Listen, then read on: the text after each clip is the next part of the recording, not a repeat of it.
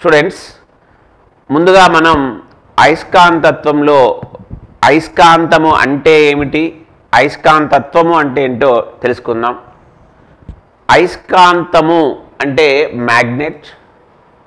అయస్కాంతము అంటే ఇక్కడ ఏమంటున్నాడు, మ్యాగ్నెట్. అయస్కాంతము అంటే ఏంటంటే ఇక్కడ ఇది ఒక పదార్థం, ఒక సబ్స్టాన్స్, ఇది ఒక పదార్థం.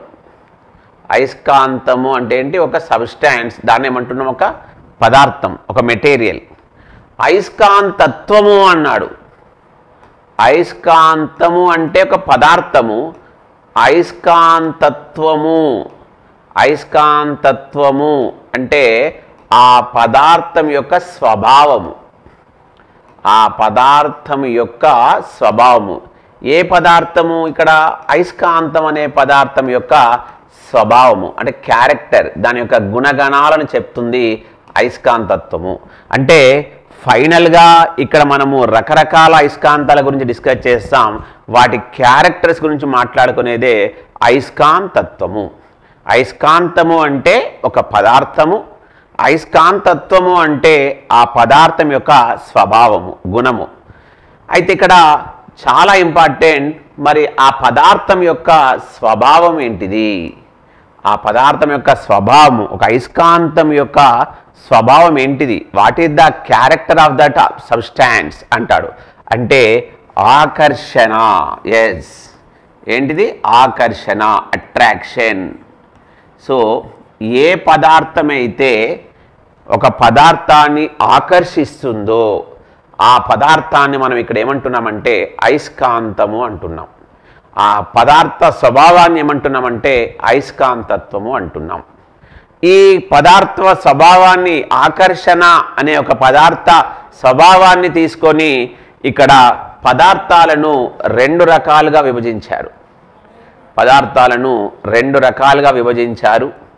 ఒకటి అయస్కాంత పదార్థాలు, అయస్కాంత పదార్థాలు, ఒకటి అయస్కాంత పదార్థాలు, రెండవది అనయస్కాంత పదార్థాలు.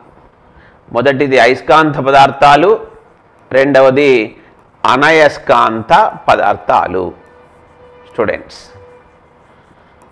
మరి ఇక్కడ అయస్కాంత పదార్థాలు అంటే ఏంటి, అనయస్కాంత పదార్థాలు అంటే ఏంటి అంటే ఏ పదార్థాలైతే ఆకర్షిస్తాయో ఆ పదార్థాలను మనం ఇక్కడ అయస్కాంత పదార్థాలు అంటున్నాం.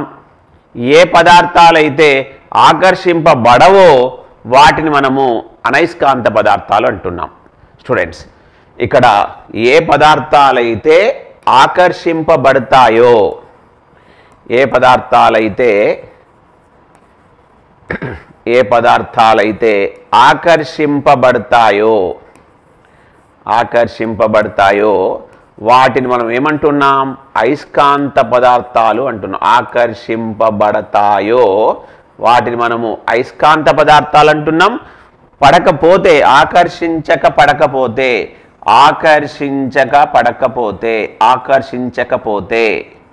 ఆకర్షించకపోతే వాటిని మనము ఏమంటున్నాం, అనయస్కాంత పదార్థాలు అంటున్నాం. స్టూడెంట్స్, ఇక్కడ అయస్కాంతము అంటే ఒక పదార్థము, అయస్కాంతత్వము అంటే ఆ పదార్థం యొక్క స్వభావము, దాని యొక్క స్వభావము ముఖ్యమైనది ఆకర్షణ. ఆ ఆకర్షణను మనము ఆధారంగా తీసుకొని పదార్థాలను రెండు రకాలుగా విభజించాడు, అయస్కాంత పదార్థాలు, అనయస్కాంత పదార్థాలు. ఏ పదార్థాలైతే ఆకర్షింపబడతాయో వాటిని మనము అయస్కాంత పదార్థాలు అన్నాము, ఆకర్షించబడవో వాటిని మనము అనయస్కాంత పదార్థాలని అన్నాం. మళ్ళీ అయస్కాంత పదార్థాలు అనేవి రెండు రకాలుగా చెప్తున్నాడు ఇక్కడ. అయస్కాంత పదార్థాలు మళ్ళీ రెండు రకాలు. ఒకటి సహజ అయస్కాంతం. అయస్కాంత పదార్థాలు రెండు రకాలు.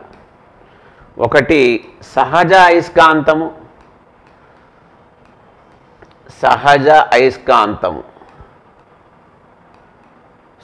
అయస్కాంతము.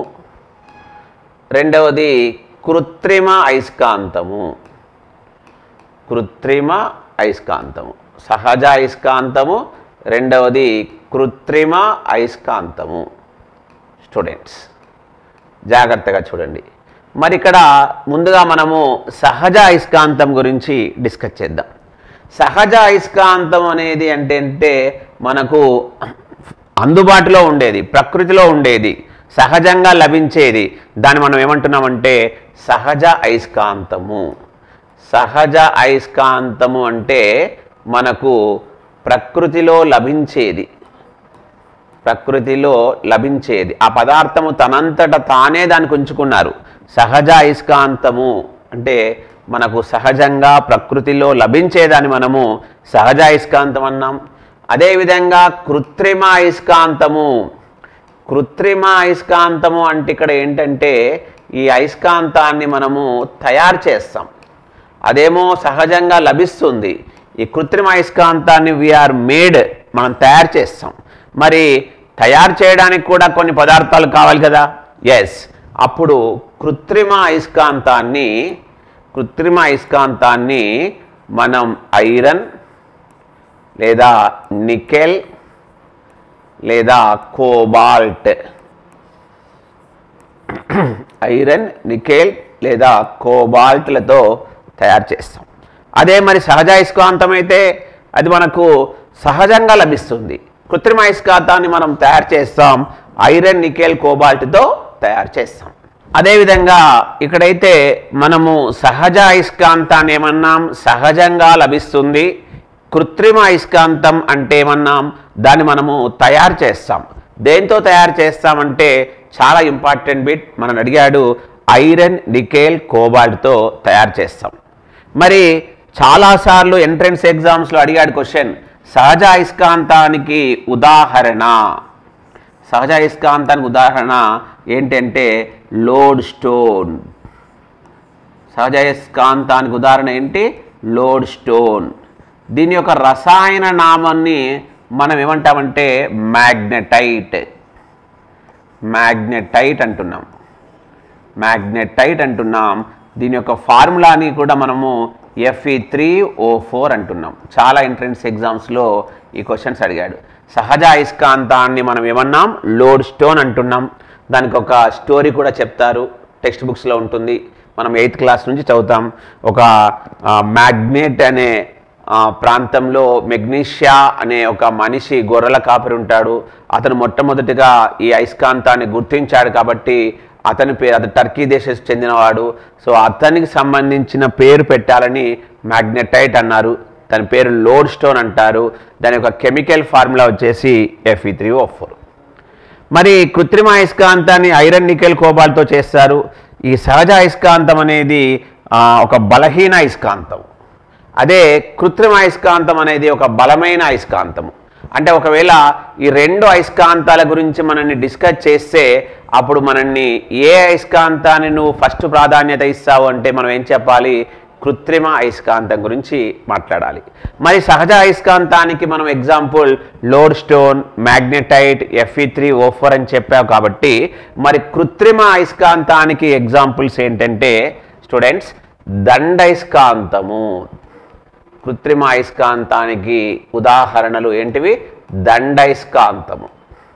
మనకు తెలుసు దండయస్కాంతము అంటే బార్ మ్యాగ్నెట్. ఇది మనకు బార్ మ్యాగ్నెట్ ఈ షేప్లో ఉంటుంది. ఇది నార్త్ పోల్, ఇది సౌత్ పోల్. దీన్ని మనం ఏమంటున్నాం, దండయస్కాంతము అంటున్నాం. ఇది జనరల్గా ఎక్కడ వాడుకుంటాం అంటే ల్యాబ్లో వాడుకుంటాం. లేదు అంటే ఒక దిశను నార్త్ డైరెక్షన్, సౌత్ డైరెక్షన్ చూసుకునే కంపాస్, దిక్సూచిలో వాడుకుంటాం. ఈ బార్ మ్యాగ్నెట్ అంటే దండయస్కాంతాన్ని మనం ఎక్కువగా ప్రయోగశాలలో వాడుకుంటాం. అదేవిధంగా దిక్సూచి అంటే ఒక డైరెక్షన్ని ఐడెంటిఫై చేయడానికి మనం దండయస్కాంతాన్ని వాడతాం. అదేవిధంగా ఇంకొక కృత్రిమ అయస్కాంతాన్ని ఏమంటామంటే గుర్రపు నాడా అయస్కాంతము అంటాం. గుర్రపు నాడా అయస్కాంతము, హార్స్ షూ మ్యాగ్నెట్. గుర్రపు నాడా అయస్కాంతాన్ని ఇంగ్లీష్లో ఏమంటాడు, హార్స్ షూ మ్యాగ్నెట్ అంటాడు. అది ఎలా ఉంటుందంటే చూడండి, ఇది గుర్రపు నాడా అయస్కాంతము అంటే ఈ విధంగా ఉంటుంది. గుర్రపు నాడ అయస్కాంతము అంటే ఇలా ఉంటుంది. ఇది నార్త్ పోల్, ఇది సౌత్ పోల్ అనుకుందాం.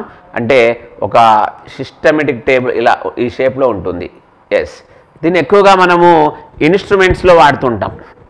ఇన్స్ట్రుమెంట్స్లో చాలా అప్లికేషన్స్లో హార్స్ షూ మ్యాగ్నెట్ అంటారు దీన్నే, గుర్రపు నాడ అయస్కాంతము. అదేవిధంగా బిల్ల అయస్కాంతము, డిస్క్ మ్యాగ్నెట్ అంటారు దాన్ని, బిల్ల అయస్కాంతము, డిస్క్ మ్యాగ్నెట్. ఈ బిల్ల అయస్కాంతము డిస్క్ మ్యాగ్నెట్ అంటే ఎలా ఉంటుంది అంటే అదొక గుండ్రాకారంలో ఉంటుంది, అంటే ఒక వృత్తాకారంలో ఇలా ఉంటుంది. పైన ఉన్నదాన్ని మనము నార్త్ ధ్రువము అంటాం, ఉత్తర ధ్రువము అంటాం, కింద ఉన్నదాన్ని మనము దక్షిణ ధ్రువము అంటాం. ఇవన్నీ కృత్రిమ అయస్కాంతాలు, దండయస్కాంతం, గుర్రపు నాడ అయస్కాంతం, బిల్ల అయస్కాంతం. ఇక్కడ మనకు ఈ సబ్జెక్ట్ మొత్తము మనం దేనితో చేసుకుంటామంటే దండయస్కాంతంతో మనం చదువుకుంటాం. ఇప్పుడు మనం దండయస్కాంతంలోకి ఎంటర్ అవుతున్నాం. అంటే ఇప్పటి వరకు మనం డిస్కస్ చేసింది ఏంటి, అసలు అయస్కాంతం అంటే ఏంటి, ఒక పదార్థము. అయస్కాంతత్వము అంటే ఏంటి, ఆ పదార్థ స్వభావము. ఆ స్వభావం ఏంటి, ఆకర్షణ. ఏదైతే ఆకర్షింపబడుతుందో దాన్ని మనం అయస్కాంతం అంటున్నాం.